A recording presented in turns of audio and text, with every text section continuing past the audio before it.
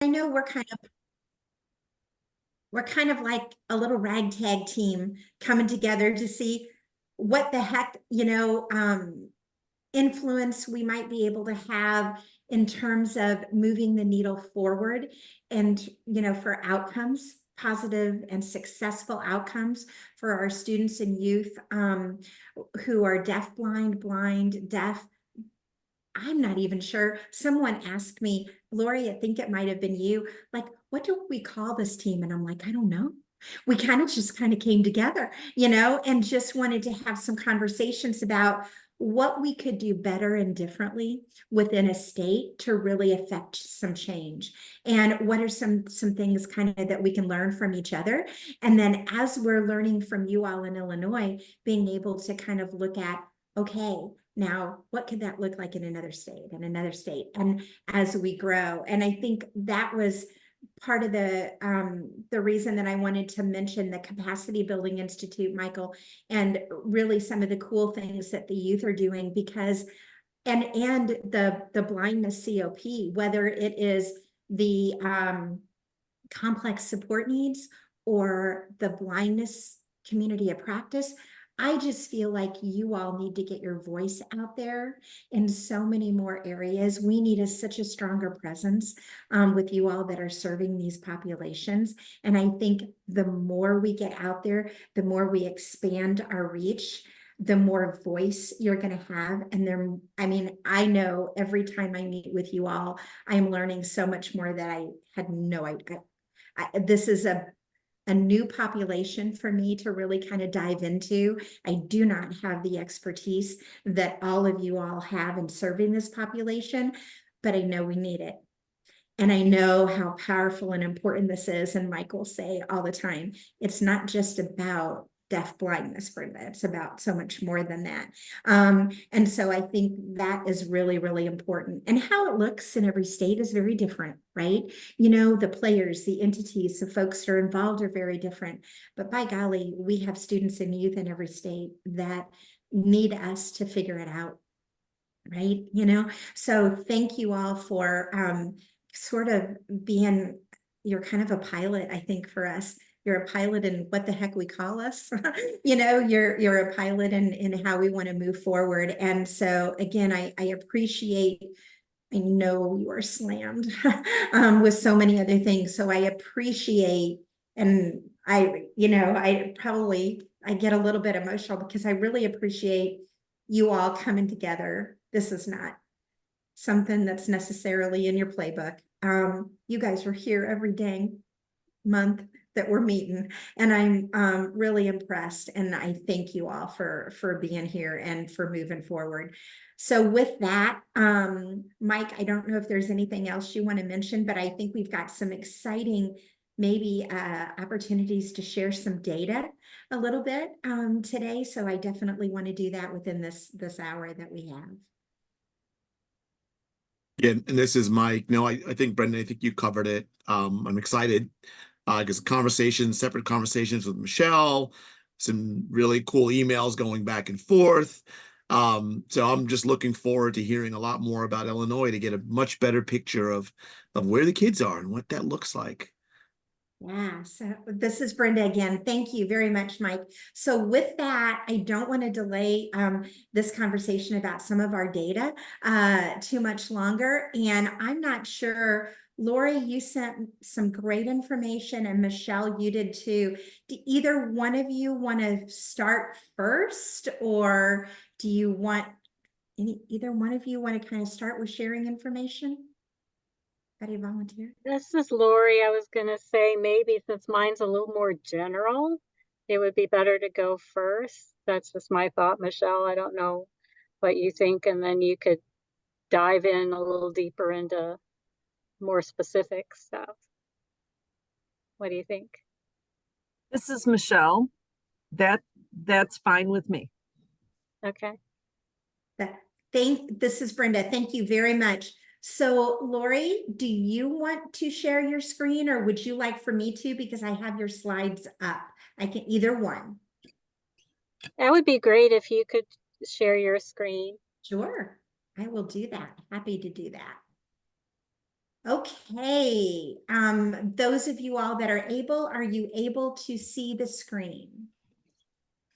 Okay. Okay, with that, Lori, I'm going to let you kind of direct this and you just tell me when to kind of scroll down or go to the next slide. Okay, great, thank you.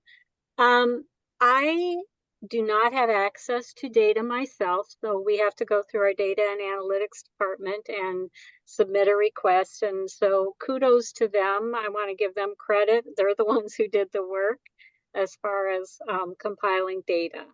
I asked just for some kind of generic or general data with the state. And so they broke it down for me into specific populations. You want to go to the next slide? So I asked for data on students age 14 to 21, those students who are engaged in transition activities. In Illinois, we start at age 14 and a half, but hopefully earlier than that. But 14 and a half is the minimum. So I asked for data, students 14 to 21 who fell into specific populations. How many deaf students, how many hard of hearing, how many deaf blind, and how many blind or visually impaired. And obviously, this data reflects students with IEPs. We did not look at students who maybe don't have IEPs. Maybe they have 504 plans. My world is focused in on students with IEPs, so that's the data that I did request. So deaf students in the state who fall in that 14 to 21 age group, and this is talking primary or secondary eligibilities. Deaf was 186 students, hard of hearing 1,430, deaf blind 32, and blind visually impaired 828.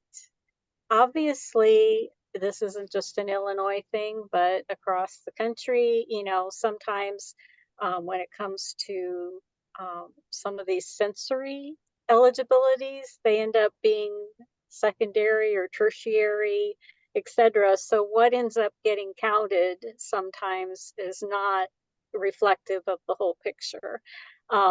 But these specifically for the data that we ran, I looked at primary or secondary eligibilities.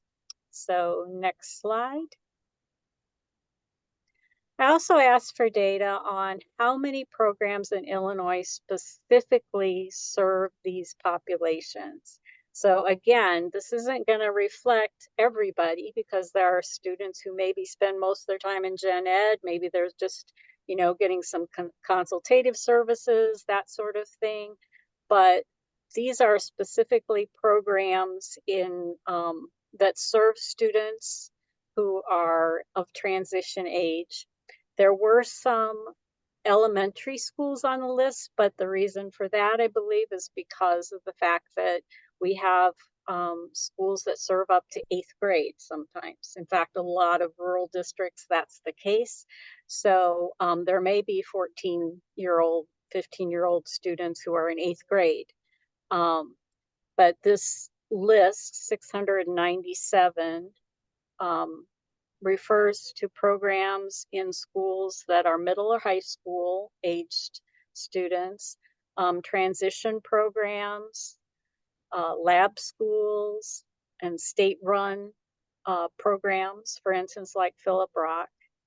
So it includes a lot of different types of schools. So 697, you know, that may not be that also includes co-op programs as well. So I know I'm kind of babbling there, but that is the two kinds of points of data that I requested, just to give a general picture in Illinois. And this is current data that was run just like last week. This is Brenda. Lori, thank you so much. This is Really good information. One of the reasons, you guys, that we asked some of you all if you could to share some of your data is because we wanted to begin to look at how that data could match up, right? So that we know it's not individual student data, but this is a beginning place to start, especially Lori, with what you've grabbed a hold of. And I'm just thinking in my head, for example, if we know that you all have 697 different programs that serve these populations of students, I wonder if, for example, is VR aware of all of these programs? Does VR have a point of contact with all of these programs? And maybe they do, but it would be great to be able to kind of come together and look at this. Who are we connecting with? How are we connecting? And then the same thing when you look at, oh my goodness, when you look at these students, I bet there's some of these students that we have absolutely missed. So it's super exciting. And I thank you for sharing that.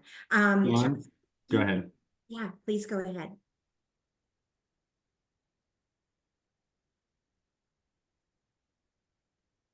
Sorry.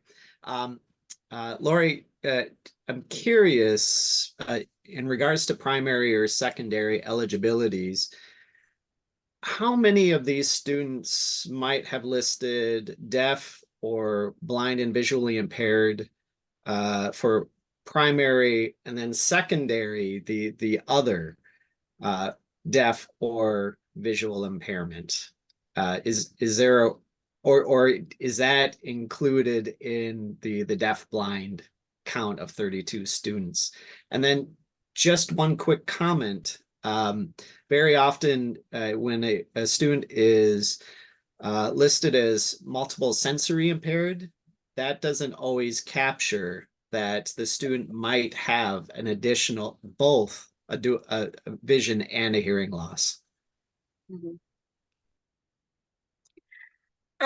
What I can only speak for what I asked for. Like I said, I don't have access to this data. I have to go through data and analytics.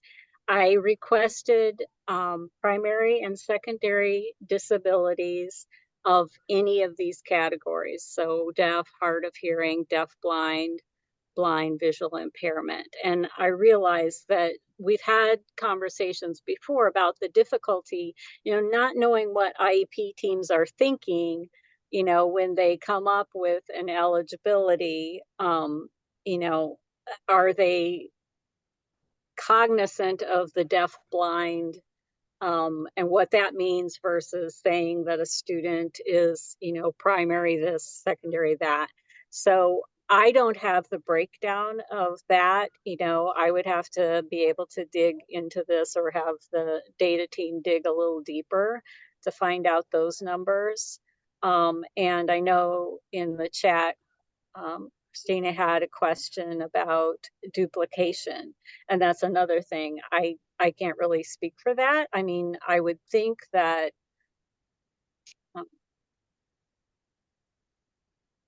I'm guessing that IEP teams, obviously we're just saying, okay, this student is either deaf blind or they have a primary of, deafness, secondary of vision, or, vice versa or whatever. So I'm kind of doubting that there's a lot of duplication, but there could be.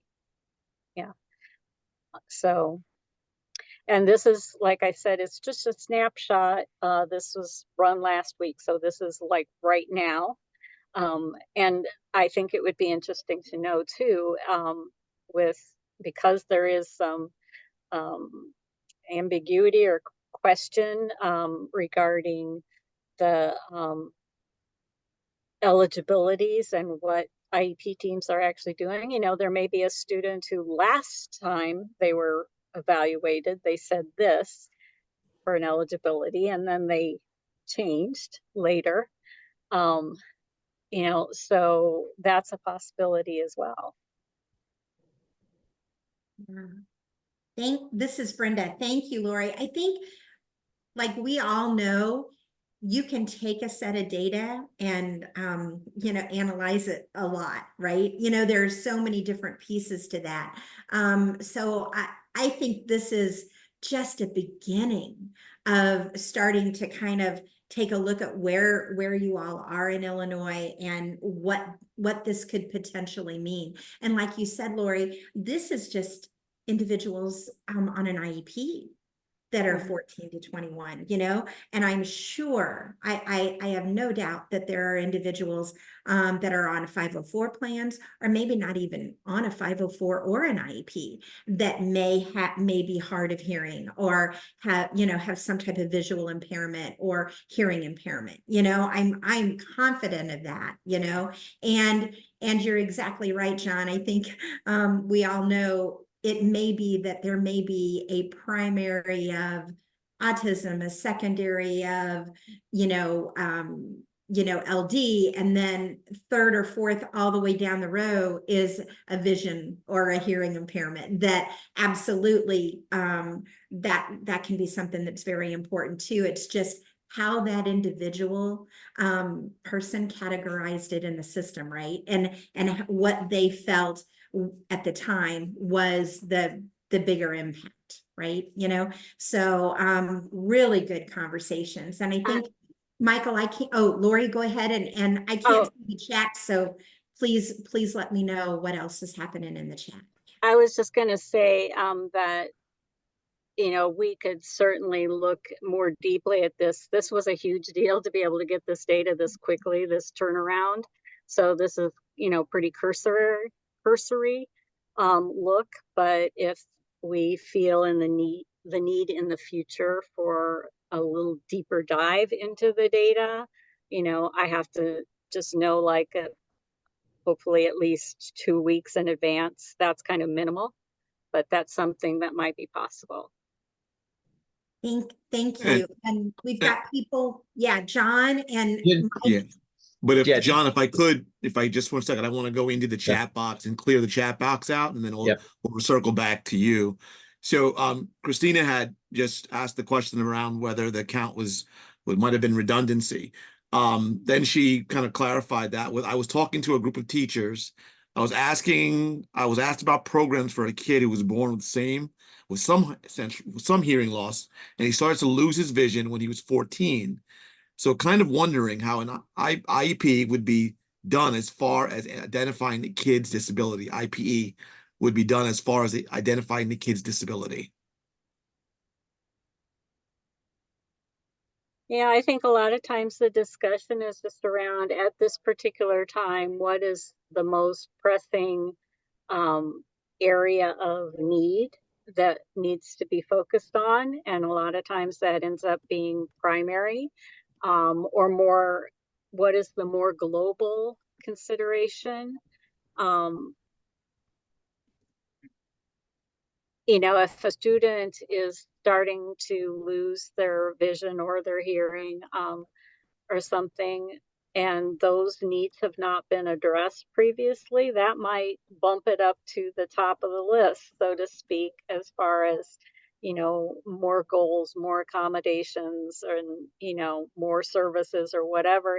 It's just going to depend on the individual student, and what they feel is the most pressing thing to focus on right now. It's not that they would ignore the other areas, but what is it that's going to have the most impact in the school setting? Okay. And then this is Mike in the chat box again. So Ingrid, good to see you, Ingrid. At this time, VR is serving a total of 64 individuals who are deafblind. This incorporates all ages, not only transition age.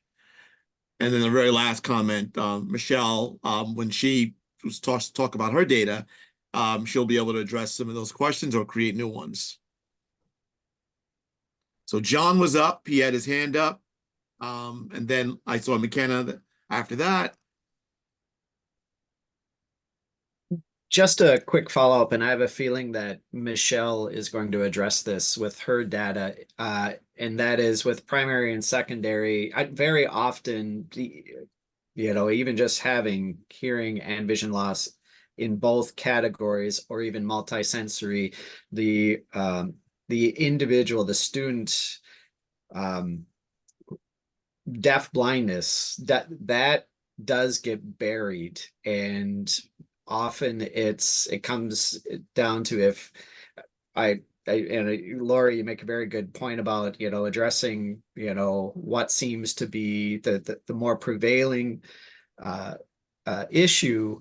But deaf blindness also relates to communication and access, and sometimes being able to address that strategy helps with some of the other education goals. So that's just the point that I wanted to make, was that is that dual sensory loss tends to get buried, and then it's the communication and access piece gets a little bit neglected. Ingrid.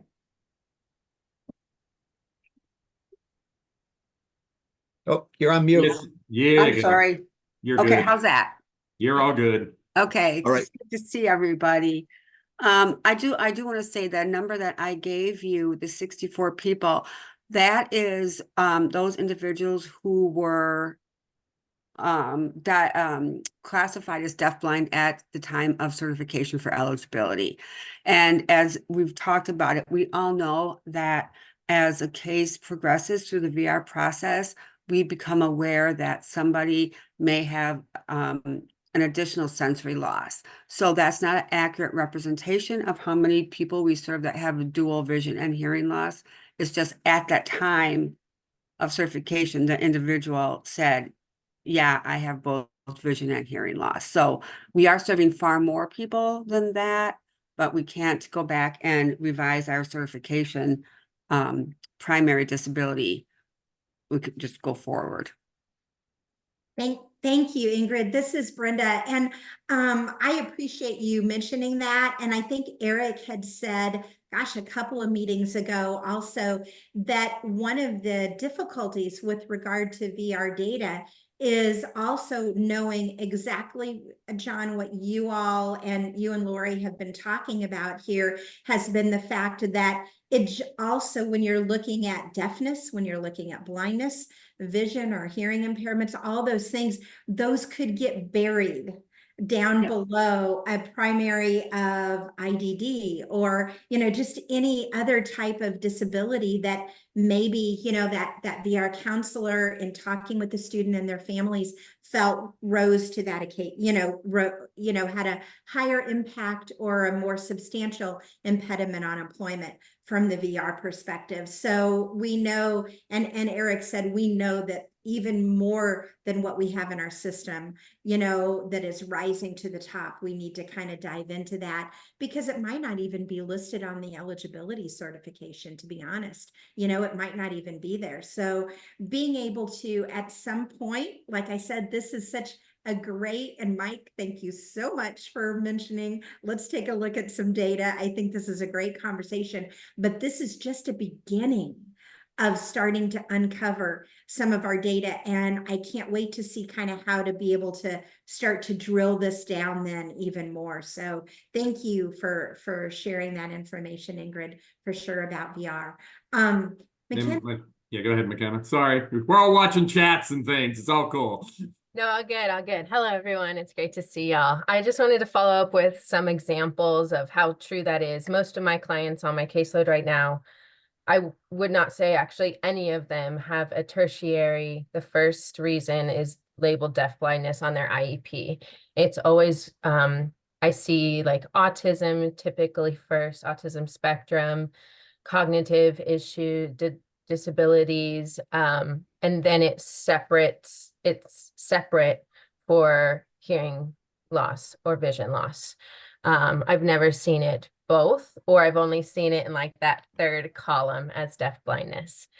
So that is true out there for Illinois, but I'd also like to connect this thought, because when I think about bridging the gap to DHS and really trying to open up a case for a student, those I hate to say labels, that identification on the IEP that has no bearing on the case. Is this for DHS? Is that true? Because they always seem to have their own intake or own criteria for looking at opening a youth case. And it never seems to be just only what the IEP says. It's their own case development, like Ingrid was talking about. It might get labeled differently, but they're not taking what the IEP says and just translating that to the opening a case. Is that correct? This is Ingrid, and I think I'm understanding your question. So I'm going to rephrase it. So you're saying that if an IEP comes into voc rehab and it has a primary of autism, secondary of ID, and tertiary of hearing, and then a fourth of blindness, do we consider the autism the primary when we determine eligibility for services? Right? That's what you're asking me? This is McKenna, yes. So it doesn't, even if the IEP says, no matter what it says, really, there's no bearance on what could be opening a case under a deaf, hard of hearing or the blind, low vision, all combined case, right? Correct. Yes, yes. The counselor will will talk to the student and to the student's parents or guardian, and then determine in terms of what we call functional limitations, which of their disabilities is most significantly impeding training or employment, or both. And that's what they would choose as primary. And I'm going to just go out on a limb and say 100%. If we know that the individual has both a vision and a hearing loss, it will be deafblindness as a primary. I'm saying that just from my gut. I don't have statistics to show that, but that's the way I feel. Yeah. And then can I follow up with that real fast? So once it's determined deaf blindness, is there a paperwork? Is there a database of vendors that y'all work with that then get recommended and spread out across that consumer's resources paperwork to be able to be like, hey, this is there for this, or this is more autism based, this is more vision, this is more blind? Like, do y'all have, how does that get broken down, and how does the counselor know which agency vendor to reach out to? So if we're talking pre-employment transition services, we are limited to what contracts we have and what contracts we can use. We also have, like, okay, Helen Keller has a contract. And then I think that's the only deaf blind transition, right? Kristen Wagner is nodding her head. Do you want to talk about it, Kristen? Or hey, this is Kristen. I can, but that's our only provider. I don't have any other information. Now we don't, I have a little tagline in my email that I've added recently for whenever I respond to somebody, or whenever, I send a new email, hey, here, if you're interested in becoming a provider, and then the link to the new provider page we've created for our unit. But we we list providers by contract type, not by specialty. And I think it's, yes, Ingrid.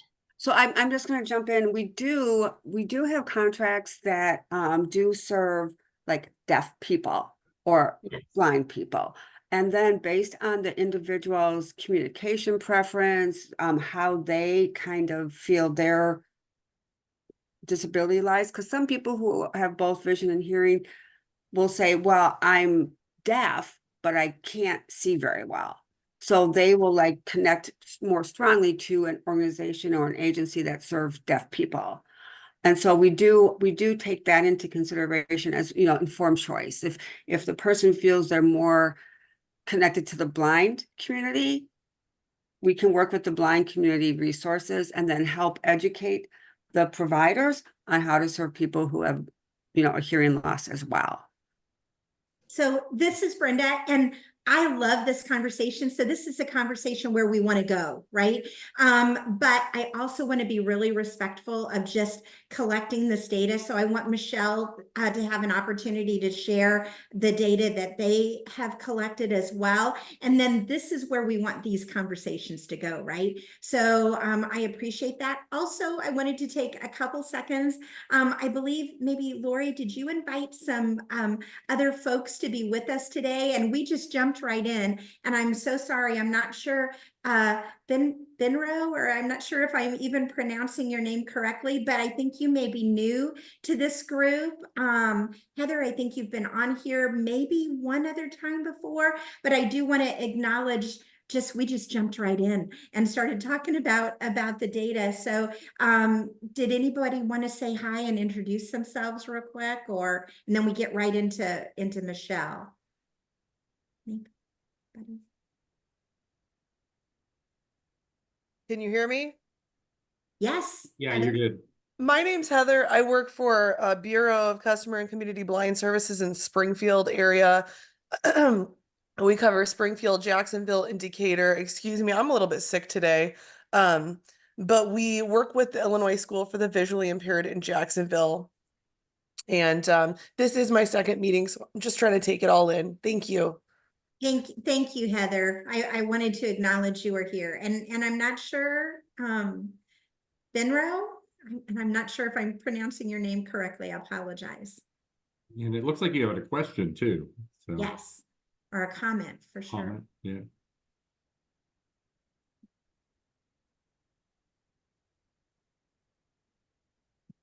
Oh, okay. Well, they may have stepped away for just a minute. We'll get back to that. So please feel free to, I just wanted to recognize anybody that was new that was on here. And we didn't go through the whole introductions, but with that, we've only got about 20 minutes left. So Michelle, I wanted to give it back over to you. And would you like for me to share the screen with your slides as well?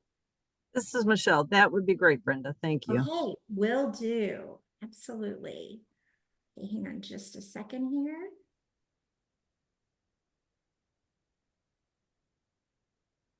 And from the beginning, and here we go.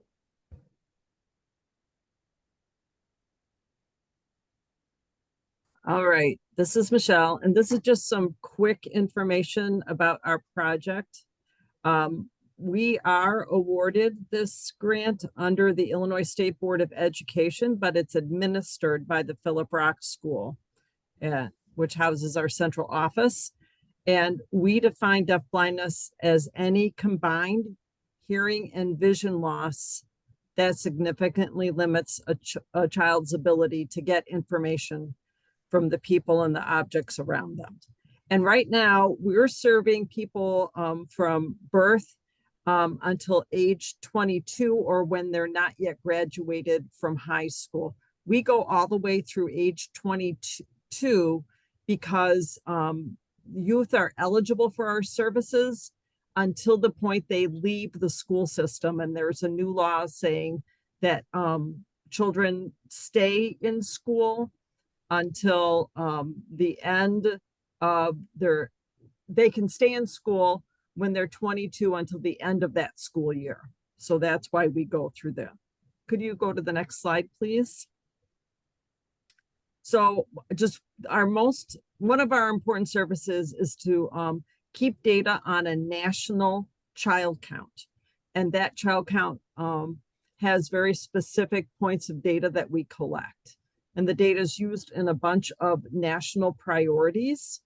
And on the slide, it says we identify technical assistance priorities, national and state services, and we determine personnel prep needs, and we give that information to national and state decision makers. And there's a slide of a family at a conference that we helped them attend. But the other thing to note is how we get information on this child count. This is not a mandated count. So we get information when people make referrals to us because they want a child to get services. So it comes from school personnel, families. We do have a de-identified child registration system, but that only provides us with information about the child's etiology, vision, hearing, and their birth date. We don't get their location in the state or any address information. So it's a way for us to count a number, but not get regional data. So you need to know that the data I'm about to show you has limitations because this is not a mandated count of any sort. Next slide, please. So in 21 to 22, we requested data through the process that Lori described from the iStar system, which is the Illinois State Board of Ed system. And this is the data that different school districts give to the State Board of Ed through their process of describing a child's primary, secondary, or tertiary disability category. And the request I made was the count of any student ages 3 to 21 who had a primary of deaf blindness or any combination of primary, secondary, tertiary of any form of vision and any form of hearing. So deafness or hearing. So it was a more multifaceted count. And so in 2022, iStar identified 104 children with any combination of those counts. And so, Christy, to come to your question of were there any redundancies in the data? For this count of 104, there would not have been redundancies. Because if a child had a combination of vision or hearing in any manner, there would have been a unique count. And any student who had been deafblind would not have had the additional vision or hearing. And so there's a graph that shows barely 100 children identified through the iStar method, which is the IDEA count. The same, well, actually just before, because of the way our child count runs, our child count reported 257 students. And that's because we look at not the primary, secondary, or tertiary eligibility. We look at a child's actual vision and hearing, either through medical records, functional vision, or any other component that shows us a child has a combined vision hearing loss. And so our count is usually about 2.5 times that of the count of iStar.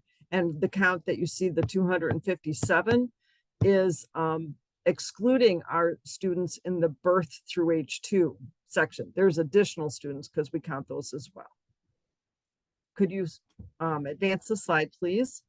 And so as this slide shows some of our students who were at a transition camp, we call it the Midwest Transition Institute, that John and McKenna supported incredibly, and that was in 2022. And we know it's a complicated process, so we have a form when and how to refer a student to Project Reach. I think that's very complicated. People are still trying to understand that.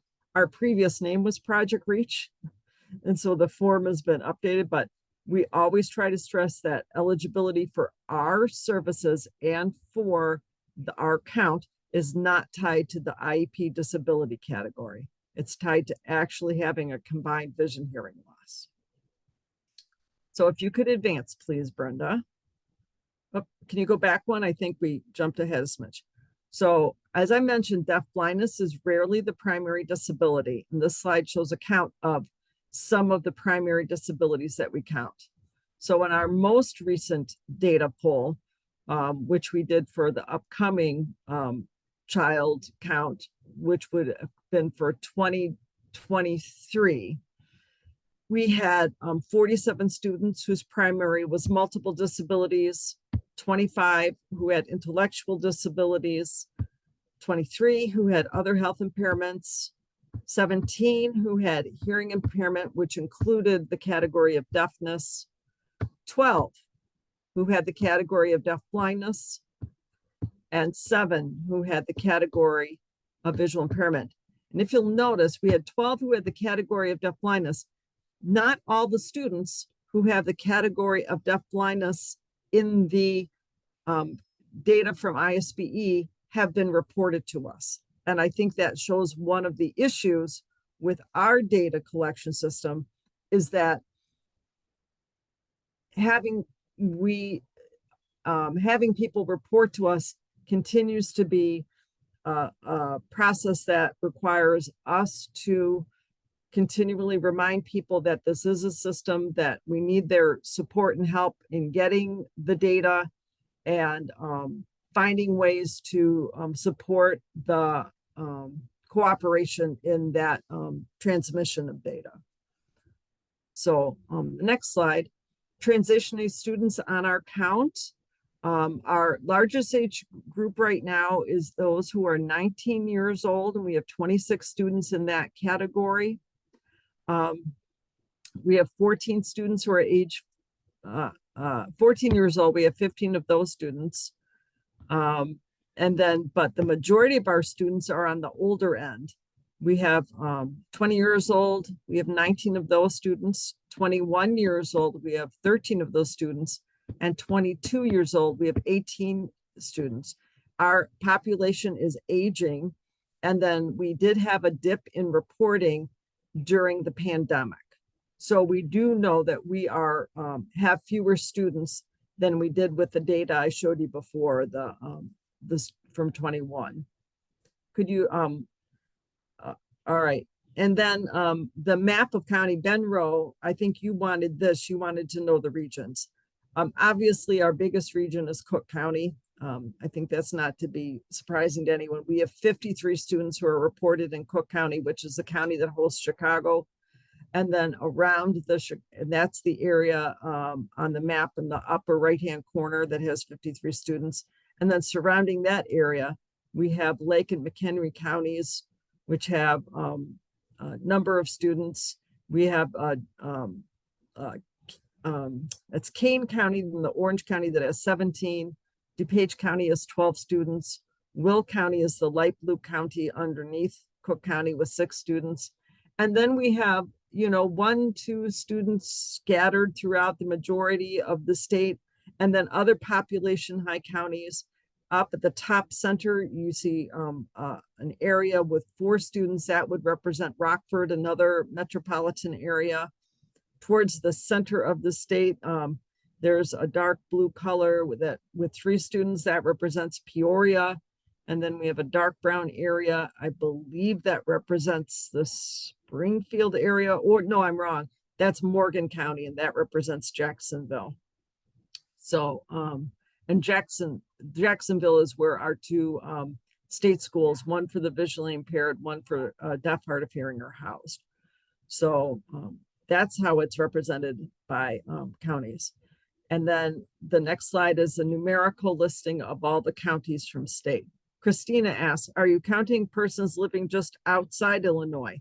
No, Christina, this is simply Illinois. Every state has a deafblind project, so we do not count students who live outside Illinois, even if they attend Illinois schools. I hope that helps. So this slide, I'm not sure which number it is. We have a numerical listing of all the students and that are in each county, and this is by home residence, not by the residents. So if students are listed in a residence in they might actually be attending ISVI, or I'm sorry, Illinois School for the Visually Impaired or Illinois School for the Deaf, but unless their parents have moved into that county, we're not counting it. This is school of I'm sorry, this is their personal residence county. But if you go to the next slide, these are counties that have just 1 student in them. So if people want to have a listing of those counties, it's on the slide listed here. And it lists about, I think 14 counties, so I'm not going to read it aloud. The next slide lists all the schools in Chicago public schools that have one or more students, for anybody who wants to check and see if they have representation covering those schools. And I know that CPS has representation from DHS and all those programs. The following slide will have this is Cook County, but outside of Chicago public schools, every school listed that where we have a student, and they include, the majority of them are private special education programs. There are a few public programs that have specialized special education programs housed within them, but the majority of them are segregated special education programs. And then the next slide, we have, I couldn't list them all, 61 other programs. Yes, I saw you lip read, Brenda. Wow, is the truth. And of course, I'd be happy to send the name list of all the other programs, but they include pediatric nursing home, a rehabilitation center, a transition center, 3 statewide residential schools, 4 public segregated schools, 3 private segregated schools, 12 junior high, middle school, intermediate schools. And just like you said, Lori, that represents mostly the rural district, the consolidated school districts, and 35 public high schools. So a lot of our kids are integrated or in a public school within a resource room. So again, I'd be happy to send that. And then this is just a list of like our most frequent etiologies. Charge syndrome is our biggest etiology. Kids who have prematurity. We have very few students with Usher syndrome on our list. And I know that that's the largest adult population for deafblindness. But at this age, the transition age, we have very few students who are part of our program. And that combines both Usher syndrome types 1 and 2. Surprisingly, we have a lot of infants on our list with Usher syndrome. So, but that's our current data story at this point. Oh, but yeah, the additional disabilities. The majority of students have 1 or more additional disabilities. A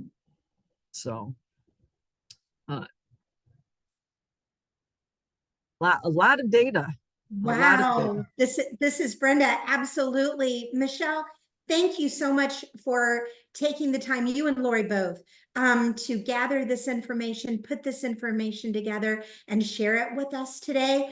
It's just a beginning piece of this amazing conversation. And then the conversation, McKenna, that you and Ingrid and Kristen started raising, that's where we want to go, right? With all of this, because to me, if I was in Illinois and I was VR, just because I have to speak from that, because that's what I know, I would be like, oh my gosh, this is great. We need to dive into this. What schools am I at? What schools am I not at? Do I have anybody going here? What can I find out more from my own data, And so I don't know if that's something. I know, Kristen and Ingrid and Christina, that Eric had talked a little bit about trying to get with the data folks and pulling some more of that information together on the VR side. So I don't know if that might be something our next meeting. It might be really good to dive into that VR data a little bit more. And Ingrid, maybe being able to internally, if you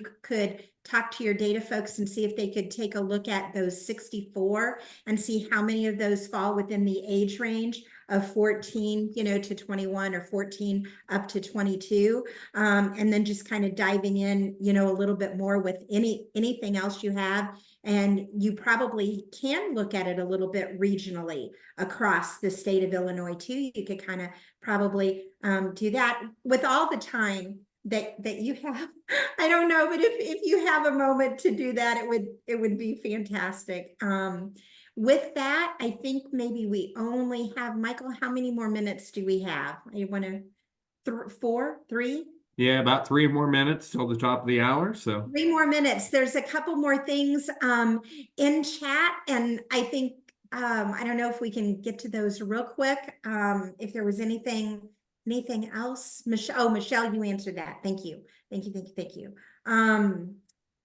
Anybody else for the kind of the good of the cause? VR, did I just ask you to do something that you're like, yeah, I don't know if I can do that in the next one?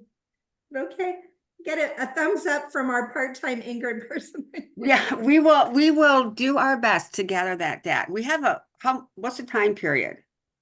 Well, we like to try to meet monthly, but I did want to ask you all, are you guys okay? I know we're coming up on summer, and I want to be respectful, but I feel like we've got some great momentum. Are you guys okay with meeting again around the 1st of the month of June?